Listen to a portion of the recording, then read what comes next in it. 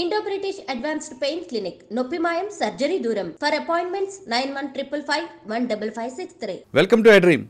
ఆయన పేరు చెబితే కబ్జాదారు గుండెల్లో గుబులు పుడతాయి, నాలాలు ఆక్రమించుకున్న వారు నడువులు విరిగిపోతాయి, చెరువుల్లో ఇల్లు కట్టుకున్న వారికి చెమటలు పుడతాయి, ఇక కబ్జాదార కోరల నుంచి బయటపడ్డ చెరువులు నిండు కుండల్లా కలకల్లాడతాయి, పార్కుల్లో పువ్వులు చక్కగా డ్యాన్సులు వేస్తుంటాయి.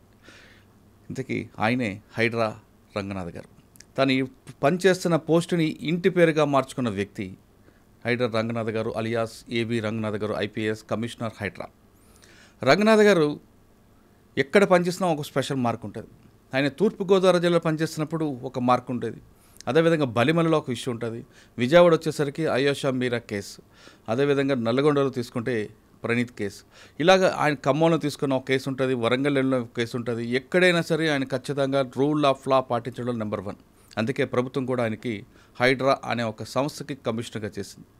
ఇక హైడ్రా తీసుకుంటే అందరికీ తెలిసింది కేవలం కూలగొట్టడం వరకే కాదు, హైడ్రా 2 అనేది స్టార్ట్ అవుతుంది. దానివల్ల ప్రజలకి ఎలాంటి ఉపయోగాలు ఉంటాయి, కేవలం హైడ్రాలో నాగార్జున ఇల్లు ఒకటే కాకుండా ఎవరు ఇల్లు కొట్టారు, మిగతా వాళ్ళ జోలికి ఎందుకు పోవడం లేదు, హైడ్రా అన్నది చెరువుల్లో ఇల్లు కట్టిన వాళ్ళకైనా లేదు సామాన్యుడికి ఇల్లు కూలు కొట్టడమేనా అనే విషయాల్ని సార్ నాడు తెలుసుకుందాం. సార్ నమస్తే అండి. నమస్తే మురళి. రంగనాథ్ ఏవి రంగనాథ్ గారు హైడ్రా రంగనాథ్ అయిపోయారు మీరు. బహుశా నాకు తెలిసి పోస్టుల్లో ఇంటి పేరు మార్చుకుంది మీరు ఒకరు, తర్వాత జేడి లక్ష్మణ గారు అనుకుంటా. ఆయన కూడా అదే కదా, విబి లక్ష్మణ గారు, జేడి లక్ష్మణ గారు, ఏబి రంగనాథ్ గారు హైడ్రా రంగనాథ్ అయిపోయారు. అవును, మీరు చూస్తే నన్ను అందరూ కూడా ఇప్పుడు హైడ్రా రంగనాథ్ గారు. అండ్ మా ఇల్లు కూడా గూగుల్లో మార్క్ చేస్తే అది హైడ్రా కమిషనర్ అని ఉంటుంది అనమాట. ఇల్లు కూడా నేను మామూలుగా మన సరదాగా గూగుల్లో చెక్ చేస్తాను. అంటే చాలా రేర్గా వస్తాయి సార్ పోస్టులో ఇంట్లో పేరు రావడం, ఇంటి పేరు మార్చుకుని చాలా రేర్. అంటే ఇది మీకు మీరుగా క్రియేట్ చేస్తుంది కాదు, పబ్లిక్ నుంచి వచ్చిన పేరు కాబట్టి మీరు క్యారీ చేయాల్సింది. అది డెఫినెట్గా నేను I take it as an ఒక మంచి ఆపర్చునిటీ అండ్ అదృష్టంగా భావిస్తాను. Right sir. ప్రభుత్వం ఇటువంటి ఒక ఇన్స్టిట్యూషన్ని ఫ్లోట్ చేయటం ఫస్ట్ ఆఫ్ ఇట్స్ కైండ్ కంట్రీలో. అంటే ఇట్లాంటి ఇన్స్టిట్యూషన్ ఇంతకుముందు ఎప్పుడు లేదు. అంటే ఒక రకంగా మున్సిపల్ అడ్మినిస్ట్రేషన్ మీద ఒక ఎన్ఫోర్స్మెంట్ వింగ్ లాగా ఇది పనిచేస్తూ ఎన్వైరన్మెంటల్ కన్సర్న్స్ని దాని మీద దృష్టి పెడుతూ అండ్ పబ్లిక్ అసెట్స్ని కాపాడుతూ ప్రభుత్వ స్థలాలు, పార్క్ స్థలాలు, రోడ్లు, నాలాలు, చెరువులు, ఇంకా వాట్ నాట్ ఇది ఓపెన్ స్పేసెస్ ఇన్ లేఅవుట్స్ ఇవన్నీ కాపాడుతూ డిజాస్టర్ రెస్పాన్స్ని తీసుకుంటూ ఇంకా దీంతోపాటు ఇతరితర లైక్ వేరే ఫైర్ ఎన్ఓసీలు, అడ్వర్టైజ్మెంట్స్, ఇట్లా రకరకాల ఫంక్షన్స్ కూడా అన్నీ ఇస్తూ ఒక ఆర్గనైజేషన్ని ఫ్లోట్ చేయటం. దానికి GOMS 99 ద్వారా జూలైలో ఒక ఇన్స్టిట్యూషన్ కాన్స్టిట్యూట్ చేస్తూ ఫస్ట్ కమిషనర్గా నన్ను అపాయింట్ చేయటం. Definitely I see it as నాకు ఒక మంచి ఆపర్చునిటీ. అంటే హైదరాబాద్ని భవిష్యత్తుని డెఫినెట్గా హైడ్రా అనేది చాలా చేంజెస్ చేయడానికి ఆస్కారం ఉన్నటువంటి ఇదనమాట. అంటే ఈ పోస్ట్ కానివ్వండి ఇదనేది. సార్ హైడ్రా పెట్టిన తర్వాత మీరు ఫస్ట్ మాకు ఇంటర్వ్యూ ఇచ్చినప్పుడు చెప్పారు హైడ్రా అని వస్తుంది, నెక్స్ట్ హైదరాబాద్ రూపురేఖలు మారిపోతాయని. అంటే అలాగే మీరు ఫస్ట్ ఆపరేషన్ స్టార్ట్ చేయడమే నాగార్జున కన్వెన్షన్ దగ్గర నుండి, అంటే ఎక్కడెక్కడ FTLలో కానీ బఫర్ జోన్లో కానీ కొట్టుకొచ్చారు. అంటే కొంతకాలం వరకు ఏమైందంటే హైడ్రా అనేది కేవలం కూల్చివేతలు మాత్రమే అనేది ఒక సీన్ క్రియేట్ అయింది, సిటీ సరౌండింగ్ అంతా కూడా తీసుకొచ్చారు. కానీ ఒక మతానికి సంబంధించిన కొన్ని విషయాల్లో కొంచెం వెనకంజ వేశారని అటువంటి ఆరోపణలు ఒకటి ఉన్నాయి. 2 హైడ్రా కూల్చివేతల్లో ఒక పార్టీకి కానీ లేదా ప్రతిపక్ష పార్టీలకి మాత్రమే టార్గెట్ చేశారనేది ఒక విమర్శ ఉంది. అంటే మీరు లక్ష్యం అనేది కేవలం కూల్చివేతలైనా లేదా భవిష్యత్తులో ప్రజలకి మంచి జరగాలనే ఉద్దేశంతో చేస్తున్నారని ఒకటి ప్రశ్నకు సమాధానం చెప్పే ముందు ఇప్పుడు కొంత స్లో అయినట్లుగా హైడ్రా అనేది ఒకటి కనిపిస్తుంది. ఈ 4 ప్రశ్నలకు సమాధానం చెప్పే ముందు హైడ్రా కమిషనర్ గారే బఫర్ జోన్ ఉన్నారని ఇటీవల కాలంలో ఒక వార్త వస్తుంది. నాకు తెలిసి ఆ కృష్ణకాంత్ పార్క్ దగ్గర మీ నాన్నగారి ఇల్లు దాదాపు 15-20 సంవత్సరాల కింద కట్టిన ఇల్లు. అది ఈ మధ్యన మీరు కట్టుకున్న 44 సంవత్సరాలు మా నాన్నగారి ఇంట్లో నేను ఉంటున్నారు. కానీ ఇప్పుడు దాన్ని తీసుకొచ్చి దీనికి లింక్ కలిపారు. అసలు బఫర్ జోన్ అంటే ఏంటి, FTL అంటే ఏంటి విషయంతో పాటు అందరూ చేస్తున్నట్లుగా బఫర్ జోన్లో మీ ఇల్లు ఉందా? రైట్. ఒకటి అడుగుతాను మురళి, మెడ మీద తల ఉంటుందా, తల మీద మెడ ఉంటుందా? మెడ మీద తల ఉంటుంది సార్. మెడ మీద తల ఉంటుంది కదా, అది అందరూ యాక్సెప్టెడే కదా. 100% రైట్. మనం దాన్ని అంటే అది లాజిక్ ఆర్ యాక్సెప్టెడ్ నాట్. అవును, మెడ మీద తల ఉంటుంది, తల మీద మెడ ఉంటుంది కదా. సో ఒక చెరువు అనేది అసలు ఫస్ట్ చెరువు ఎలా ఫామ్ అవుతుంది అనేది మనం తీసుకోవాలి. ట్యాంక్ ఫార్మేషన్ అని అంటాం. చెరువు అనే దాన్ని ఫామ్ చేయాలంటే ఏం చేస్తారు, ఒక కట్ట కడతారు, ఆనకట్ట కడతారు. చెరువు నీళ్లు పైనుంచి అదేంటే దాని ఎగువ ప్రాంతంలో ఉన్న నీరు అంతా వచ్చేసి ఆ చెరువులో ఆగుతాయి, ఆ కట్ట ఆపుతుంది అంతా. దాని చుట్టుపక్కల ప్రాంతాలన్నీ కూడా మునుగుతుంటాయి అన్నమాట. దాంతో ఆ చుట్టుపక్కల ప్రాంతాల్లో ముప్పుకి అయినప్పుడు అంటే దాని చెరువుని దాని ఎక్స్పాండ్ ఏరియా అంటే లేక్ ఎక్కడ దాకా దాన్ని ఎక్స్పాండ్ అవుతుంది అనేది దాన్నే ఎఫ్టీఎల్ అంటారు అన్నమాట. అంటే ఒక చెరువు ఫుల్ ట్యాంక్ లెవెల్ అంటే చెరువు దాన్ని పూర్తిగా నిండిందంటే వెయిర్ అంటారు, మనం ఇప్పుడు అలుగు అంటాం కదా, అలుగు ఆ వెయిర్ హైట్ బట్టి నిండుతుంది అన్నమాట. వెయిర్ హైట్ దాటిందనుకో, ఇప్పుడు గ్లాసులో నీళ్లు పోస్తే బ్రిమ్ అంటాం, ఆ పైన అంచు ఉండేదాన్ని బ్రిమ్ అంటాం, దాని అంచు దాటిన తర్వాత కింద పారిపోతుంది నీళ్ళు, అంతే కదా. అలుగు కూడా అంతే అనమాట, అలుగు దాటిందంటే అలుగు పారుతుంది న్యాచురల్. సో అంటే అలుగు దాకా ఏదైతే నీళ్లు నిల్వ ఉంటాయో దాన్ని ఎఫ్టీఎల్ అని అంటాం. అది ఎక్కడ ఉంటుంది, చెరువు వెనకాల అంటే చెరువు దిగువ భాగంలో ఉంటుంది అనమాట. ఎగువ భాగం చెరువు పైనుంచి వచ్చే నీళ్లు చెరువు కట్ట అయినప్పుడు ఆ పైన ఉన్నటువంటి ప్రాంతం అంతా కూడా మనకి నిండుతుంది అనమాట, నిండి ఉంటుంది. అంతేగాని చెరువు దిగువ భాగంలో ఉండదు కదా, చెరువు కట్ట ఉంటుంది, కట్ట కింద ఎట్లా ఉంటుంది, కట్ట తెగితేనే కిందకు వస్తాయి నీళ్లు. కట్ట తెగిందంటే అది పెద్ద డ్యామేజ్ అనమాట, డేంజర్ అది. కట్ట నుంచి పారే నీళ్ళు ఎట్లా పోతాయి, ఒక నాలా ఉంటుంది, అంటే దాని సర్ప్లస్ వేయర్ ద్వారా నాలా ఒకటి వచ్చేసి మనకి కింద నాలా అంటే ఫ్లడ్ వాటర్ వచ్చినప్పుడు అది కిందకు పారుతుంటుంది, అది కింద ఉన్న చెరువుకి. సో ఇప్పుడు మాది మీద పెట్టినటువంటిది ఏంటి, సింపుల్ అంటే ఇల్లాజికల్ అంటే లాజిక్ లేని వాదన అనమాట. దాన్ని ఏం చేస్తారు మీడియాలో, కొంతమంది సోషల్ మీడియా వాళ్ళు, కొంతమంది మీడియాలో వాళ్ళు ఏదైతే హైడ్రా అనే దాన్ని తొక్కేయాలనేటువంటి శక్తులు చాలా పనిచేస్తుంటాయి. ఎందుకంటే ఇది చాలామంది ఇంట్రెస్ట్లను వ్యతిరేకంగా వచ్చినటువంటి సంస్థ ఇది. సో న్యాచురల్గా వెనకాల వాళ్ళ అజెండా వేరే ఉంటుంది, హిడెన్ అజెండా. ఎవరో ఒకళ్ళు ఇద్దరు ముందు పెడతారు, ఎవరో ఇల్లాజికల్గా ఉండేవాళ్ళు, వాళ్ళకి సబ్జెక్ట్ లేని వాళ్ళు మిమ్మల్ని కంట్రోల్ చేద్దామో, కాకపోతే నన్ను కంట్రోల్ చేద్దామనో లేకపోతే మమ్మల్ని కాంట్రవర్సీ చేయటమనో ఇట్లా చేయాలని చూస్తారు. సో ఇప్పుడు మా ఇల్లు విషయానికి వస్తే యూసఫ్ కూడా చెరువు అది ఎప్పుడో ఉన్నటువంటి చెరువు. మనం టోపో షీట్స్లో కూడా చూస్తే, టోపోగ్రఫీ షీట్స్ అంటే సర్వే ఆఫ్ ఇండియా మ్యాప్లో 1970లో సర్వే చేసిన దాంట్లో ఆ చెరువు ఉంటుంది. ఆ చెరువు అప్పుడెప్పుడో కట్టినారు, ఎప్పుడో ఎప్పటి నుంచి ఉంది. తర్వాత దాన్ని మెల్లిగా 2003-2004 చంద్రబాబు నాయుడు గారు ఉన్నప్పుడు దాన్ని తర్వాత అప్పుడు తీగల కృష్ణారెడ్డి గారు ఆ టైంలో దాన్ని పార్క్ లాగా తయారు చేశారు. అది కబ్జా అవుతుందనో ఏదో రకరకాల దీంతో కాపాడుకునే ప్రయత్నంతో అప్పుడు ఉన్నటువంటి ప్రభుత్వం అలా చేశారనమాట. ఫైన్, బాగానే ఉంది. చెరువు కాపాడుతూ క్రమంలో దాన్ని పార్క్ కింద చేశారు, దాన్ని కృష్ణకాంత్ పార్క్ అని కూడా పెట్టారు. పెట్టి దాని కింద బఫర్ జోను అనేది ఉత్పన్నమే కాదు అసలు. బఫర్ జోన్ ఎఫ్టీఎల్ అనేది చెరువు కట్ట కింద దిగువ భాగంలో ఉండదు. నేను అదే అంటుంది, మెడ మీద తల ఉంటుందా, తల మీద మెడ ఉండదు అంటే చెరువు కట్ట కింద ఉండదు ఎఫ్టీఎల్ బఫర్, చెరువు కట్ట పైనే ఉంటుంది. బఫర్ జోన్ అంటే ఇప్పుడు ఎఫ్టీఎల్ నుంచి ఒక 30 మీటర్లు చెరువు విస్తీర్ణం బట్టి దానికి 30 మీటర్స్ అంటే ఒక ఇంత ఉండాలి, 30 మీటర్స్ దాకా బఫర్ జోన్ ఉంటుంది. Okay, 30 metres 10 metres depending on the area of the చెరువు అనమాట. చెరువు విస్తీర్ణం బట్టి పెద్ద చెరువు అయితే దానికి ఎక్కువ ఉంటుంది. 30 మీటర్స్ కృష్ణకాంత్ పార్క్ పైన బోరబండ అటువైపు అటు ఉంటుంది, ఎగ్జాక్ట్లీ పైకి ఉంటుంది అనమాట. కిందకు ఉండేది కిందకు ఉంటుంది, మధురనగర్ అంతా చెరువుకి కింద దిగువ ప్రాంతంలో ఉంటుంది. ఆ నాలా కూడా మా ఇంటికి 100 మీటర్ల దూరంలో ఉంటుంది. నాలా నుంచి ఎంత ఉంటుంది, ఆ నాలా విడ్త్ బట్టి ఇది 10 మీటర్సా 2 మీటర్సా విడ్త్ ఉంటుంది, మాక్సిమం 10 మీటర్స్ అంతే. మాది 100 మీటర్ల పైన ఉంటుంది. ఆ నాలా కూడా ఇప్పుడు అది కింద దాన్ని మొత్తం అండర్ గ్రౌండ్ కవర్ చేసేసి వెళ్ళిపోయింది. అంటే ఏదో కాంట్రవర్సీ కోసం ఒకటి చేసి ఏదో ఒకటి బురదేద్దామని ఆ టోపో షీట్స్ పెట్టుకుని తిరుగుతున్నాడు అతను. ఎవరు చూస్తున్నాం, అతను దీని గురించి మాట్లాడుతున్నట్టు అంటే అతను లీడర్ ఎవరు ఉన్నారు మాట్లాడుతూ ఆ టోపో షీట్స్ అంటే అతనికి టోపోగ్రఫీ షీట్స్ కూడా చూసేటటువంటి మినిమం నాలెడ్జ్ లేదని అనిపించింది అనమాట. అంటే ఎక్కువ ఎగువ భాగం ఏది, దిగువ భాగం ఎక్కడ వస్తుంది, సో దాని నాలాస్ ఎట్లా ఉంటాయి, అంటే ఆ మినిమం లాజిక్ లేకుండా చేసే వాళ్ళని కొంతమంది సోషల్ మీడియా మోస్తుంటారు అన్నమాట. కూడా మీకు ఏదో రకంగా డిస్టర్బ్ చేయాలని తప్ప అట్లా ఇట్లాంటివన్నీ నాకు అలవాటు. సార్, ఆ ఇల్లు కూడా నేను చూసా కదండి, ఇప్పుడు 20 సంవత్సరాల క్రితం ఒకసారి వచ్చినప్పుడు అక్కడే ఉన్నారు కదా మీరు. 20 కాదు, మేము 1980లో కట్టింది, మా నాన్నగారు కట్టింది. అప్పటి నుంచి నేను ఇప్పుడు కాదు, మేము చదువుకుందంతా అక్కడే, చిన్నప్పటి నుంచి కూడా అక్కడే. మీ నాన్నగారు కూడా సివిల్ డిపార్ట్మెంట్ సివిల్స్ కాబట్టి ఆయన కలెక్టర్గా చేశారు కాబట్టి అంత గుడ్డుగా తీసుకోరు కదండి. అసలు గుడ్డి కాదు, అసలు అది వదిలేయండి. ఫస్ట్ కింద ఉండేది, దానికి అక్కడ వేల ఇల్లులు ఉన్నాయి. ఇంకోటి చెరువు కింద ఏముంటుందంటే ఒక్క కట్ట కింద ఒక 10 మీటర్ల దాకా ఖాళీగా పెట్టాలన్నమాట. అంటే రోడ్ లాగా వేస్తారు. చెరువు కట్ట ఏమన్నా తెగినప్పుడు కానీ రిపేర్ చేయడానికి లారీ తిరగటానికో బండి తిరగటానికో పెడతారు. ఆ 10 మీటర్లే తప్ప ఇక చెరువు దిగువన ఎక్కడ కూడా ఏదైనా కట్టవచ్చు అనమాట. సో మాది అక్కడి నుంచి దాదాపు బై రోడ్ వస్తే కనుక 1 కిలోమీటర్ ఉంటుంది.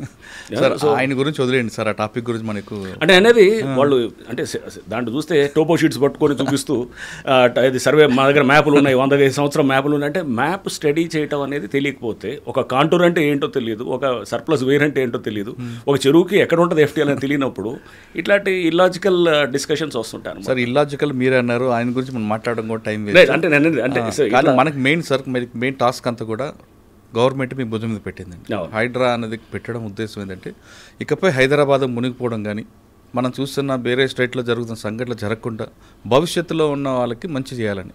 కరెక్టే కదా సార్. కానీ ఇందులో మీకు ఫస్ట్ ఇంటర్లో కూడా అడిగా, మీకు దీంట్లో చాలా ప్రెజర్స్ ఉంటాయి, మీకు మామూలు ప్రెజర్స్, ఎందుకంటే చాలా పెద్ద పెద్దలు ఉంటారు, కింద వాళ్ళు ముందు పెట్టి పైన వాళ్ళు నడిపిస్తుంటారు. పై కనబడేదే ఇది కాదు, పైన ఎవడో పబ్లిక్ ముందు ఏడుస్తూ బాధపడుతూ ఉంటే కనుక దాని వెనకాల స్కీమింగ్ అర్థం చేసుకోవాలి. దాని వెనకాల వేరే శక్తులు పనిచేస్తుంటాయి. ఎందుకంటే ఇదంతా ఆ లాబీ, ల్యాండ్ గ్రాబింగ్ లాబీని చెక్ చేసేటువంటి సంస్థ ఇది. చేసినప్పుడు వాళ్ళు బయటికి రకరకాలుగా చూపిస్తారు. ఇప్పుడు ఇది ఈ బఫర్ కాంట్రవర్సీ లాంటిదో లేకపోతే ఎవరో కొంతమందిని పెట్టేసి దాన్ని తీసుకేస్తూ, ఎందుకంటే డైరెక్ట్గా చేయరు ఎప్పుడు కూడా వాళ్ళు డైరెక్ట్గా, ఎందుకంటే వాళ్ళు తప్పులో ఉంటారని వాళ్ళకి తెలుసు. ఇండైరెక్ట్గా ఇలా చేస్తారు. సో ఇందాక మీరు అడిగారు ఫస్ట్ కూల్చివేతలే ఉంటాయా, ఓన్లీ ఒక మతం వాళ్ళే చేస్తున్నారు, ఒక పార్టీ వాళ్ళే చేస్తున్నారని. సో దీని మీద మీరు చూస్తే కనుక మేము జూలైలో ఇది హైడ్రా ఫామ్ అయింది. ఫస్ట్ కమిషనర్గా జూలై ఎండింగ్లో వచ్చింది. స్టార్టింగ్ మేము డిమాలిషన్స్ ఆగస్ట్ ఫస్ట్ వీక్లో స్టార్ట్ చేసినప్పుడు ఫస్ట్ చేసింది ఎంఐఎం స్ట్రాంగ్ హోల్డ్ అయినటువంటి బుమ్రుక్ ద్వాలా. సో దాంట్లో కొంతమంది అక్కడ స్థానికంగా ఉన్నటువంటి నాయకులు, నాయకులు వాళ్ళు కట్టినటువంటి అపార్ట్మెంట్స్ని కూల్చేసి మొత్తం బుమ్రుక్ ద్వాలా అనేది 300 సంవత్సరాల క్రితం ఉన్నటువంటి చెరువు. దాని మీద ఎన్నో సంవత్సరాల నుంచి అందరూ దాన్ని ఏది స్పీకింగ్ ఆర్డర్లు ఇస్తున్నారు, కూల్చాలి అంటున్నారు, కానీ ఎవరు దాని మీద యాక్షన్ జరగదు. సో మేము వచ్చాము ఇమీడియట్గా వీ హ్యావ్ టేకెన్, అది ఆ పాత ఆర్డర్స్ ఉన్నాయి, అన్నీ కూడా క్లియర్గా ఉన్నాయి. ఇక దాన్ని అందరూ పిల్లికి గంట కట్టాలి కదా, ఎవడో పిల్లికి somebody has to build the cat. So అది చేయడానికి హైడ్రా అనే సంస్థ ఉందన్నమాట. సో ఇది ఎప్పటి నుంచో పేపర్ మీద జరుగుతుంది, పేపర్ మీద కాదు కదా, గ్రౌండ్లో ఏం చేశారనేది ముఖ్యం అన్నమాట. సో వెంటనే మేము అక్కడ డిమాలిష్ చేసాం. ఇప్పుడు ఆ చెరువు అంతా కూడా రేపు రివైవ్ అవుతుంది. ఇప్పుడు అది ఊరిని చెరువు కూల్చివేతలు కాదు, బుమ్రుక్ ద్వాలా ఇప్పుడు రివైవ్ అవుతుంది. 300 సంవత్సరాల క్రితం అక్కడ రాజవంశీకులు వాళ్ళు అక్కడి నుంచి నీళ్లు, అక్కడ రాణీలు వాళ్ళంతా కూడా అక్కడ స్నానాలు అది కూడా ఆచరించేవాళ్ళని, లేకపోతే వారు అక్కడి నుంచి డ్రా చేసేవారని, ఇట్లా చాలా ఉంది. హిస్టారికల్ లేక్ అది, చాలా అద్భుతమైన హిస్టరీ ఉన్నటువంటి లేక్ అది. సో అది అట్లా బుమ్రుక్ ద్వాలా అంటే అది అంతా కూడా అక్కడ సౌత్ జోన్లో ఉన్నటువంటి స్ట్రాంగ్ హోల్డ్ రాజేంద్ర నగర్ ప్రాంతంలో ఉన్నటువంటి దాన్ని చేసాం. నెక్స్ట్ 27 డిమాలిషన్స్ చేసాం. సో మీడియాకి ఇష్టమైందేమో ఎన్కన్వెన్షన్ డిమాలిషన్. న్యాచురల్గా ఏంటంటే ఒక సినిమా యాక్టర్ కాబట్టి దానికి కొంత వచ్చింది. వేరే కొన్ని మేము గండిపేట దగ్గర చేసాం. గండిపేట దగ్గర చేసినప్పుడు పల్లరాజు గారు లేకపోతే ఇంకా కొంతమంది ఇతర దాంట్లో ఉన్నారు, వారి అందరికీ కూడా చేసాం. దాంట్లో చాలామంది కాంగ్రెస్ వారే ఉన్నారు. సో అంటే అక్కడ వారు ఏ పార్టీ అఫిలియేషన్ అనేదే కాదు అసలు. చూస్తే అది కూడా రిలీజ్ చేసాం మేము, డేటాని కూడా చేసి. 27 డిమాలిషన్స్లో ఎక్కువ కాంగ్రెస్ వారే ఉన్నారు, అంటే రూలింగ్ పార్టీ సంబంధించిన వాళ్ళు ఎక్కువ ఉన్నారు. నష్టపోయింది. సో అంటే ఈ ప్రచారం అంతా కూడా అపోజిషన్ వాళ్ళని, ఏ అపోజిషన్ లీడర్ చెప్పండి టార్గెట్ చేసి చెప్పింది, ఒక పేరు చెప్పండి, సింపుల్ నేను అడుగుతాను. ఏ అపోజిషన్ లీడర్ ఉన్నాడు? ఆయన పటాన్చేరులో ఆయన కాంగ్రెస్ దెబ్బలు తట్టుకోలేక పటాన్చేరు కాంగ్రెస్ నా దెబ్బ కాదు, ఆయన ఎప్పుడు వచ్చారండి. నేనేం చేశాను, నేను చేసింది కాదు. అక్కడ ఒక ఎమ్మెల్యే అని అనట్లేదు, అక్కడ ప్రతి వాళ్ళు కూడా అక్కడ వాళ్ళ మీద అక్కడ పబ్లిక్ చాలా కంప్లైంట్స్ ఉన్నాయన్నమాట, ల్యాండ్ ఇష్యూస్లో కంప్లైంట్స్ ఉన్నాయి. ఓకే, పల్లవరాజు గారి విషయంలో వచ్చినప్పుడు ఆయన చాలా ఇన్ఫ్లుయెన్స్ చూపించారు, మీరు ఎక్కడ కంట్రోల్ అవ్వలేదంటారు, వాస్తవం? పల్లవరాజు గారు కానీ నాగార్జున గారి విషయంలో కానీ ఇదంతా ఇన్ఫ్లుయెన్స్ ఇవన్నీ కూడా అతీతంగా పనిచేస్తానని నన్ను కావాలని తీసుకుందండి. సో ఇన్ఫ్లుయెన్స్లు అవన్నీ కూడా న్యాచురల్గా ఉంటాయి, ఎవరు రకరకాలలో మాట్లాడతారు, బట్ ఇవన్నింటినీ కూడా మనము పరిగణలో తీసుకోకూడదు అనమాట. నాగార్జున కన్సెషన్కి మీరు వెళ్ళినప్పుడు అదే కన్వెన్షన్కి ముందు వాళ్ళకి చెప్పారా, నోటీస్ ఇచ్చి కొట్టారండి, లేదంటే డైరెక్ట్గా? నోటీస్ ఇచ్చాం. అసలు నోటీస్ ఇవ్వాల్సిన అవసరం లేదు. నేను సుప్రీంకోర్టు దీన్నన్నింటినీ ఇప్పుడు మేము చేసిన ప్రతి చర్యను కూడా అన్ని కోర్ట్స్ సమర్థిస్తున్నాయి. ఇప్పుడు జస్టిస్ గవాయ్ మన జడ్జిమెంట్ ఇచ్చారు సుప్రీంకోర్టు బుల్డోజర్ జస్టిస్ మీద ఇస్తూ, దాంట్లో క్లియర్గా దాంట్లో మనకు చూస్తే కనుక ఇది పారా 86 ఏదో ఉన్నది, దాంట్లో ఇవన్నీ కూడా వారు ఇచ్చినటువంటి గైడ్లైన్స్ అన్నీ కూడా బఫర్ జోన్లో, ఎఫ్టీఎల్లో, వాటర్ బాడీస్లో ఉన్న వాటికి, లేకపోతే కనుక రోడ్స్ మీద ఉన్న వాటికి, లేకపోతే కనుక ఇట్లా అంటే ఇటువంటి వాటికి ఏదైతే రోడ్ల మీద కానీ అంటే రోడ్స్ రైల్వే లైన్స్ మీద కానీ, రైల్వే లైన్స్ దగ్గర కానీ ఎంక్రోచ్మెంట్స్కి వర్తించదని చాలా స్పష్టంగా చెప్పారు. అంటే నోటీస్ లేకుండా కూడా చేయొచ్చు. ఓకే, సో క్లియర్గా సుప్రీంకోర్టు చాలా స్పష్టంగా జస్టిస్ గవాయ్ గారు మన బుల్డోజర్ జస్టిస్ దాని మీద ఇస్తూ వారు దాని మీద చాలా స్పష్టంగా మన ఇచ్చినటువంటి జడ్జిమెంట్, అది లేటెస్ట్ ల్యాండ్ మార్క్ జడ్జిమెంట్ అనమాట. సో దాంట్లో కూడా మాది ఇప్పుడు మేము దేని కింద చేస్తుంటాం, 405 GHMC యాక్ట్ అని ఉంది. 405 GHMC యాక్ట్ చాలా స్పష్టంగా చెప్తుంటుంది అనమాట. నోటీస్ లేకుండా కూలగొట్టచ్చు అనేది చాలా స్పష్టంగా చట్టంలోనే ఉంది. దాన్ని మేము ఫాలో అవుతున్నాం. 405 నాగార్జున ఇంట్లో మీకు ఇలాంటి ఫోన్ రాలేదు? ఫోన్లో వచ్చేలే తెలీదు ఆ టైంలో, ఫోన్ ఆఫ్ చేసి పెడతాను. సో ఎప్పుడు చేసుకున్నా చూడదు. సో ఫోన్లో వచ్చేలేదు నాకు అవన్నీ కాదు. కానీ బట్ ఇవన్నీ కూడా మనం పెట్టాల్సింది ఏంటంటే, ఎటువంటి ప్రెషర్స్ ఉన్నా కానీ కూడా దానికి ఈల్డ్ కాకుండా ప్రభుత్వం నాకు ఇచ్చిందండి, ఆ ఫ్రీడమ్ ఇచ్చింది ఆపరేట్ చేయడానికి. ముఖ్యమంత్రి గారు ఆ ఫ్రీడమ్. 405 ప్రకారం వెళ్తున్నారు కరెక్టే. 405 GHMC యాక్ట్ రైట్ అండి. మరి 111 జీవోలో కూడా ఉన్నాయి కదండి, వాటి మీదకి వెళ్తారు. 111 జీవో మా పరిధిలోకి రాదు కదా. 111 జీవో అవుటర్ రింగ్ రోడ్ బయట ఉంది. ఓకే. సో దానికి మా పరిధి అవుటర్ రింగ్ రోడ్ దాకే ఉంది. ఓకే. 111 జీవో నా పరిధిలోకి రాదు. సో అది రేపు గవర్నమెంట్ తెస్తే ఆపరేట్ చేస్తాం డెఫినెట్గా. సో నాగార్జున కన్వెక్షన్ దగ్గర నుంచి ఒకసారి హైడ్రా అనేది బ్లాస్ట్ అయిందండి. తర్వాత మీరు అక్కడతో ఆగిపోకుండా ఇటు నిజాంపేట్, బోచపల్లి, పటాన్ చెరువు అన్ని ప్రాంతాలు సిటీ సరౌండింగ్. దీంట్లో కూడా మీరు చూస్తే కనుక కొన్ని మేము విల్లాసు, కొన్ని చోట్ల షెడ్స్ కూలగొట్టినప్పుడు చాలా అప్రోర్ వచ్చింది. అరే పేదవాళ్ళని కొడుతున్నారు, మిడిల్ క్లాస్ వాళ్ళని కొడుతున్నారు, లోన్లు తీసుకొని ఉన్న వాళ్ళు కొడుతున్నారు, వాళ్ళందరినీ వాళ్ళ డెమాలిష్ చేస్తున్నారు అనేది. ఒకటండి, ల్యాండ్ గ్రాబింగ్ ఏ పద్ధతిలో జరుగుతుంది మనం చూసాం. నేను ఖమ్మంలో పనిచేశాను. ఖమ్మంలో ఎలా ఉండేది, వెళ్ళి పెద్ద ఎత్తున గుడిసెలు వేస్తారు. గుడిసెలు వేసి అది పేదవాళ్ళ కోసం అని చెబుతారు. దాని వెనకాల ఎవరు అజెండా ఉంటుంది. వాళ్ళు 100 కోట్లకు పెరిగిన వాళ్ళు మనకు తెలుసు చాలామంది. సో చాలా ప్రాంతాల్లో కూడా ఇట్లా గుడిసెలతోటి లేకపోతే వెళ్ళి కబ్జాలు చేసి 100 కోట్లు 1000 కోట్లకు ఎదిగిన వాళ్ళు చాలామందిని మనం చూసాం. ఇది కూడా ఇట్లాంటివి ఉంటాయి. ఇవన్నీ కూడా ఏం చేస్తారు, కబ్జా చేసేవాడు అతను పెట్టుకోడు, ఇమ్మీడియట్గా చేతులు మార్చి అమ్మేస్తాడు. అమ్మేసి దాన్ని కబ్జా చేసిన తర్వాత దాన్ని ఇప్పుడు మేము అమీన్పూర్లో చేసేవాడి.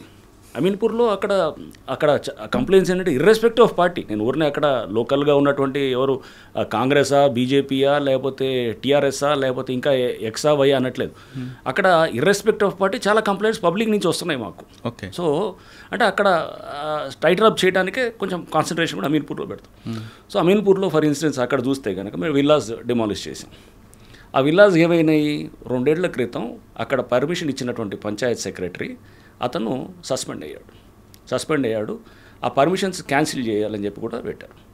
వాళ్ళు హైకోర్టుకి వెళ్ళి వాళ్ళు సరే దాని మీద పర్మిషన్స్ దాని మీద అక్కడ హైకోర్టులో వాట్ ఎవర్ దాని మీద నడిచిన తర్వాత రిజిస్ట్రేషన్స్ దాని మీద కూడా అప్పుడు బంద్ చేశారు. కలెక్టర్ ఆర్డర్ ఇచ్చాడు రిజిస్ట్రేషన్స్ కూడా ఆపేయాలని చెప్పేసి. ఆపేయమంటే కూడా దాని మీద కూడా వాళ్ళు కోర్టుకెళ్ళి రిజిస్ట్రేషన్స్ కంటిన్యూటెడ్ చేశారన్నమాట. సో చేసిన తర్వాత స్టేటస్ కో మెయింటైన్ చేయమన్నారు. స్టేటస్ కో కూడా ఉంది అక్కడ. బట్ వీళ్ళు అమ్ముకుంటూ కన్స్ట్రక్ట్ చేస్తూ అమ్ముతూనే పోతున్నారు అన్నమాట.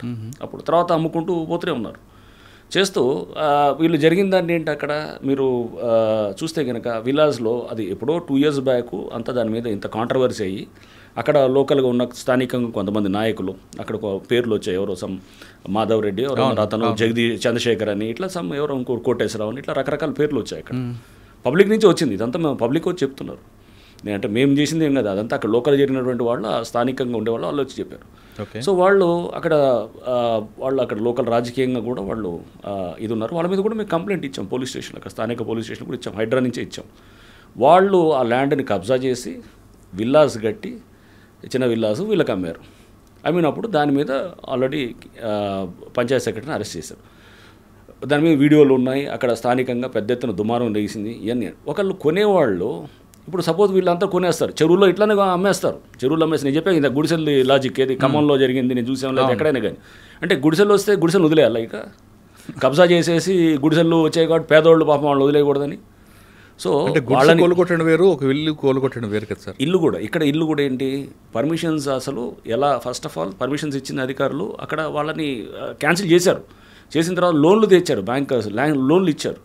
అంటే డ్యూ డెలిజెన్స్ ఏమైంది, మీరు చేయాల్సిన మినిమమ్ ఇది ఎంక్వైరీ చేయాల్సింది ఉండాలి కదా. ఇప్పుడు మనం ఒక పెళ్ళి చేసేటప్పుడు బిడ్డకి ఎన్ని మనం ఎంక్వైరీస్ చేస్తామండి, ఆ ఎంక్వైరీ చేసుకోవాలి కదా. ఇక్కడ కూడా పబ్లిక్ని అనట్లేదు, పబ్లిక్ చేయాల్సింది ఉంది. అక్కడ ఉన్నటువంటి సిస్టమ్ కూడా ఇప్పుడు డెఫినెట్గా అక్కడ క్లెన్సింగ్ జరుగుతుంది. అక్కడ తప్పకుండా అక్కడ జరగాలి.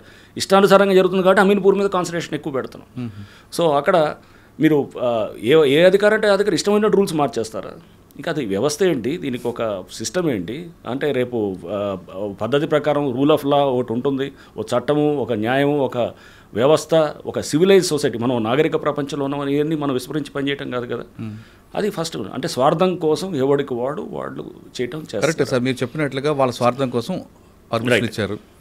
బ్యాంకు లోన్ ఇచ్చారు, కానీ అమాయకులు కొనుక్కొని బలైపోయారు కదండి. ఇప్పుడు చాలా కోట్లాది రూపాయలు కష్టం, వాళ్ళు ఈఎంఐ కట్టాల్సి వస్తుంది. వాళ్ళు వచ్చినప్పుడు వాళ్ళని అడిగింది, మీరు అక్కడ పంచాయతీ ఆఫీస్కి వెళ్ళారు, వాళ్ళు వెళ్ళి ఎప్పుడు వీళ్ళు రిజిస్టర్ చేసిన తర్వాత వెళ్ళి పంచాయతీ ఆఫీస్కి వెళ్తే అక్కడ తెలిసింది వాళ్ళకి ఇదంతా ప్రాబ్లం ఉందని.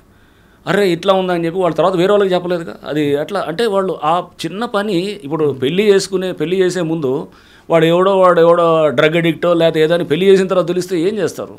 ముందే చేసుకోవాలి, మనం ముందే చేసుకోవాలి కదా.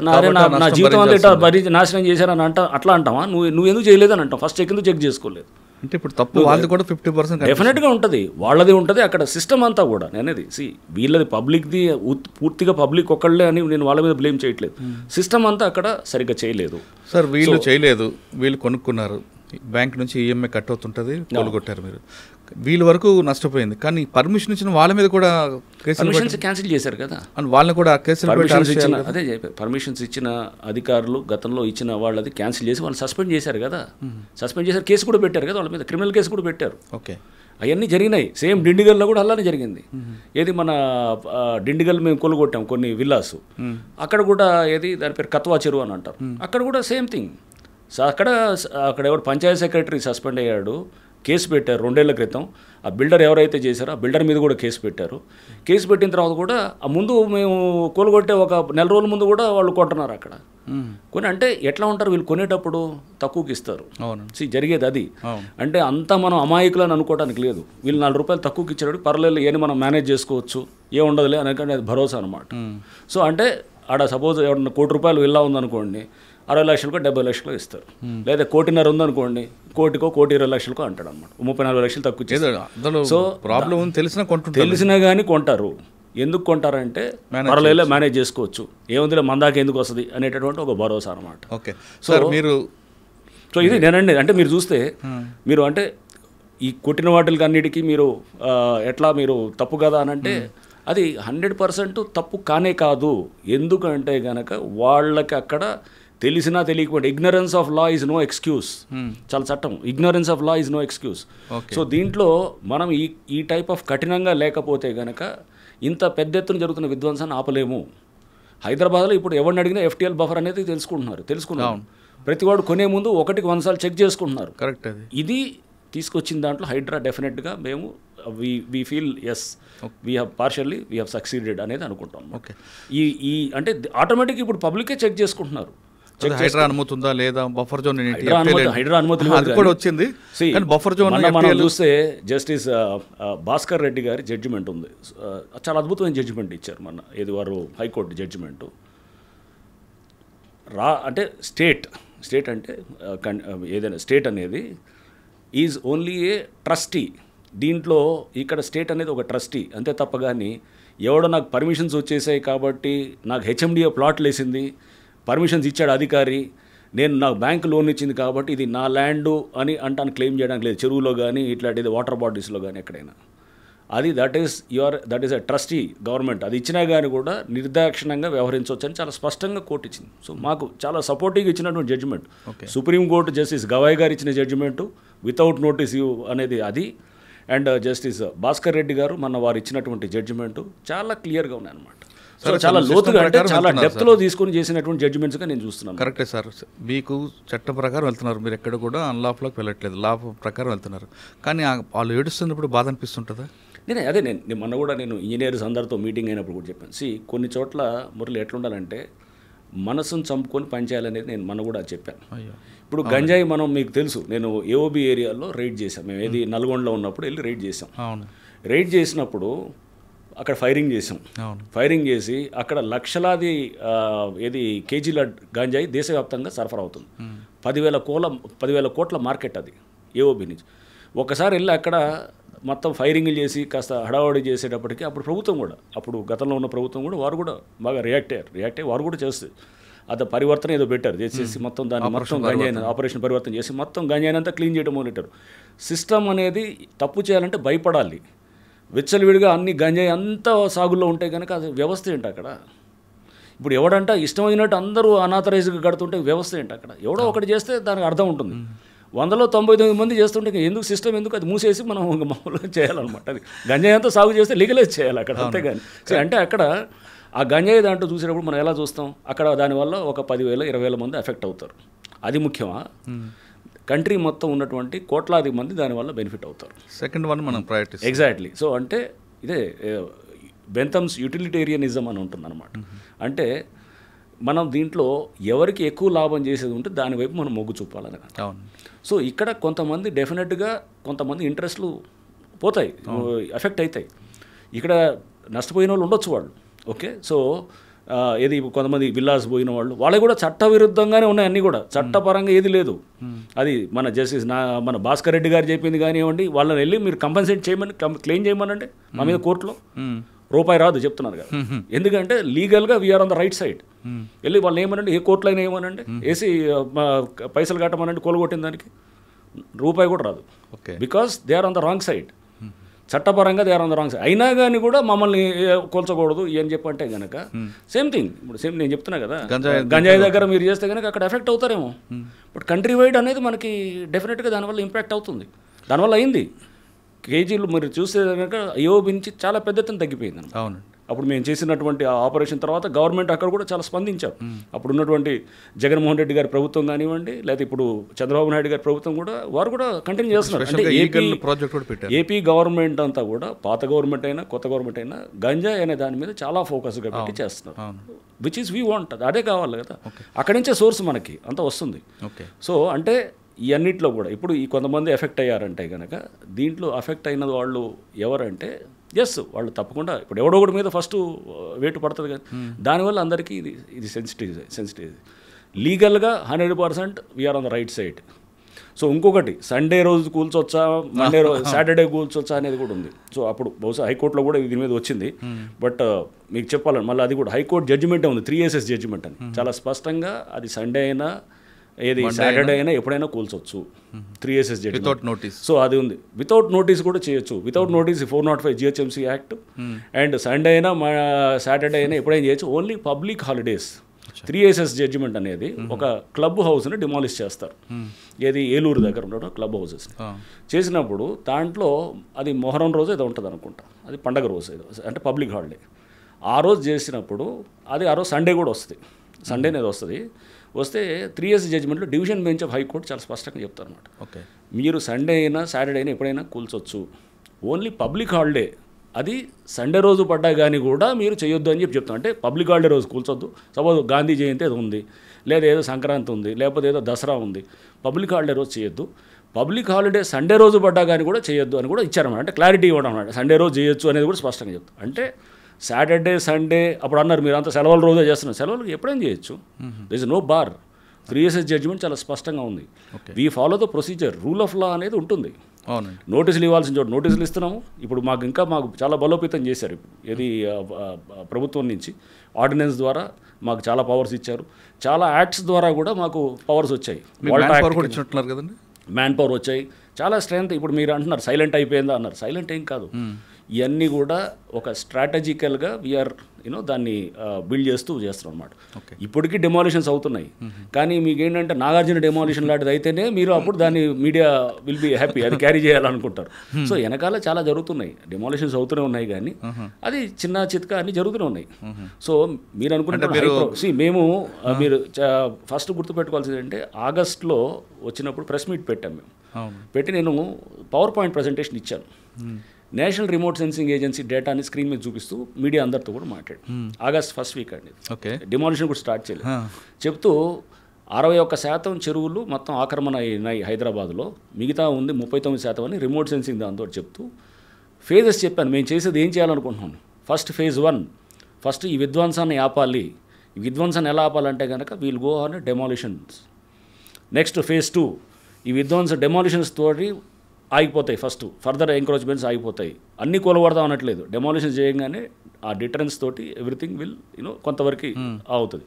ఆ తర్వాత ఫర్దర్గా ఏం చేసాం, అధికారుల మీద కేసులు పెట్టాం, డెమాలిషన్స్ చేసినప్పుడు ఇప్పుడు చేయాలంటే 1-2 సార్లు ఆలోచన చేస్తారు. రేపు ఎవడైనా ఇప్పుడు చేసినాడు అనుకోండి, ఇప్పుడు చేస్తే అతను రేపు తప్పకుండా ముందు అతనికి డెమాలిషన్ అవుతుంది. ఇప్పుడు కూడా అంటే first is demolition, second is రిజ్యునేషన్. అంటే ఎందుకు చేస్తున్నాం ఇదంతా? ఊరిని కూలగొట్టడం ఏమన్నా మాకేమన్నా దాంతో ఆనందం వస్తుందా? కూలగొత్తం ఇది డిస్ట్రక్టివ్, భవిష్యత్తు కోసం కదండి. ఎగ్జాక్ట్లీ. దీని తర్వాత అసలు పని అప్పుడు మొదలవుతుంది. ఇది మొదట జరుగుతున్నది, ఇది ఒక ప్రారంభంలో జరిగేటటువంటి ఒక ప్రక్రియ మాత్రం ఇది. దాని తర్వాత జరిగేది అసలుది చెరువులు నాలాలు రివైవల్ అనమాట. అది దట్ ఈస్ మోర్ ఇంపార్టెంట్. కూలగొట్టడం ఇంపార్టెంట్ కాదు, కన్స్ట్రక్టివ్గా చెరువుని పునరుద్ధరణ చేయటం, నాలాలు మళ్ళీ ఎస్టాబ్లిష్ చేయటం, లేకపోతే గవర్నమెంట్ ల్యాండ్ని రిస్టోర్ చేయటం, పార్క్ ఉంటే కనుక పార్కును రిస్టోర్ చేయటం, ఇవన్నీ దీస్ ఆర్ ద మనకి జరిగేటటువంటి ఇంపార్టెంట్ ఇదనమాట. సో అంటే అంతే తప్ప కానీ ఇది చేసేది దానికోసం. అది డెమాలిషన్ స్టార్ట్ చేయకముందే చెప్పాం. సో అంటే దాని అర్థం అన్నీ చేస్తారనేది. ఇప్పుడు ఏది మీరు నివాసమై ఉన్నటువంటి ఇళ్ళని దాన్ని కూల్చొని ఇప్పుడు అంటున్నారు, ఇంతకుముందు ఫస్ట్ నుంచి ఇదే మాట అంటున్నాం. ఎప్పుడు కూడా మేము నివాసం ఉన్న ఇల్లుని ఏది కూల్చలేదు. ఒక్కటి సున్నం చెరువు దగ్గర రేకుల షెడ్లు అది ఉన్నదాన్ని అక్కడ చేసాం. అది ఏది సున్నం చెరువు దగ్గర వాళ్ళు ఎందుకు అక్కడ ఎవడైతే గ్రాబ్ చేసి ఉన్నాడో, ఆ చెరువుని గ్రాబ్ చేసి ట్యాంకర్ల బిజినెస్ చేస్తున్నాడో అతని కింద పనిచేసే స్టాఫ్ అనమాట. దానికి ముందు ఒక వారం రోజుల ముందు ఎన్కన్వెన్షన్ కూల్చినప్పుడు దాని చుట్టూ చెరువు చుట్టూ, అది తెమ్మిడికొంట చెరువు అంటారు, దాని చుట్టూ చాలా షెడ్స్ చాలామంది ఇట్లా ఏది ఉన్నాయి, చిన్న ఇల్లులు వేసుకున్న వాళ్ళు ఉన్నారు. ఎవరికి కూల్చలేదే. అది బఫర్ జోన్లో ఎఫ్టీఎల్ వచ్చినా కానీ కూడా కూల్చలేదు మేము. అంటే చాలా ఫస్ట్ నుంచి చాలా స్పష్టంగా ఉన్నాము. అంతేగాని ఇప్పుడు ఏదో సడన్గా ఏదో మేమేదో ఏది అక్కడ కూల్చారు ఇక్కడ కూల్చారంటే డిస్కనెక్టెడ్గా ఉన్న వాటిని కలపటకూడదు అనమాట. అక్కడ ఇల్లులు ఏ పరిస్థితిలో కూల్చామంటే అది ఒక ల్యాండ్ గ్రాబరు, అతను ఆ కమర్షియల్గా చేస్తున్నాడు, అతనితో చేస్తున్నాడు. అతను తప్పకుండా చేస్తాం. ఇక ముందు కూడా ఎవడైతే కనుక గ్రాబ్ చేయాలనే ఉద్దేశంతో సపోజ్ నైట్ అక్కడ ఇల్లులు కట్టారనుకోండి, నైట్ కడితే ఖచ్చితంగా కూలుస్తాం. అదే మీరు చేసిన కూలగొట్టిన ఇంట్లో కిచెన్ ఉంది, అదే కదండి. అది వాళ్ళు ఎవరో చిన్నమ్మాయిని పలకలు తీసుకొని ఇవ్వలేదు అని అంటున్నారు. ఒకటి రెండు ఇన్సిడెంట్స్ అక్కడ కింద జరిగేటప్పుడు దాన్ని సోషల్ మీడియాలో చూపించేసి దాని వెనకాల ఎవరు ఉంటారు, దాని ఇంట్రెస్ట్, దాని వేరే ఇంట్రెస్ట్లు ఉండేవాళ్ళు ఉంటారన్నమాట. దాన్ని చాలా పెద్దగా చూపిస్తూ అదేది ఆ చిన్నపిల్లని అక్కడ వందలాది మంది డెమాలు జరిగేటప్పుడు ఒకటి రెండు చిన్న చిన్న పొరపాట్లు అయితే కనుక తప్పకుండా బాధపడతాం.